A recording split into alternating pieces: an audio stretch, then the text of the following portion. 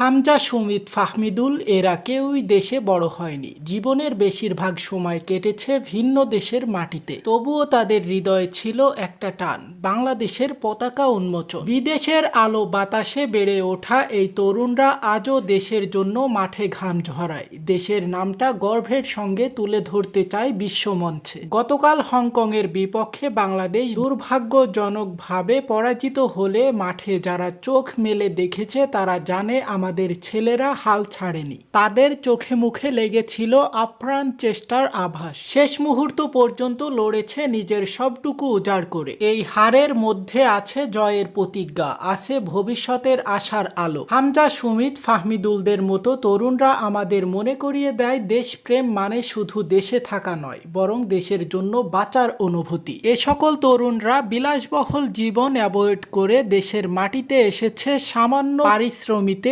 দেশের মাথা উঁচু করতে। সবটুকু দিয়েও ব্যর্থ হয়েছে তারা, তবে দেশের মানুষ তাদের কখনোই ভুলবে না, কারণ তাদের চোখে মুখে লেগেছিল জিতার আগ্রহ, দেশের প্রতি ভালোবাসা, দেশের মানুষের প্রতি শ্রদ্ধা। তারা প্রমাণ করলো আমরা যত দূরেই থাকি না কেন আমাদের শিকড়, আমাদের ভালোবাসা এই লাল সবুজের পতাকাতেই বাঁধা। হেই বন্ধুরা, আপনারা দেখছেন এইসে গ্লোবাল নিউজ, সাথে আছি আমি হুসাইন আহমেদ। সকল আপডেট পেতে আমাদের সাথেই থাকুন। সকলকে অনেক অনেক ধন্যবাদ।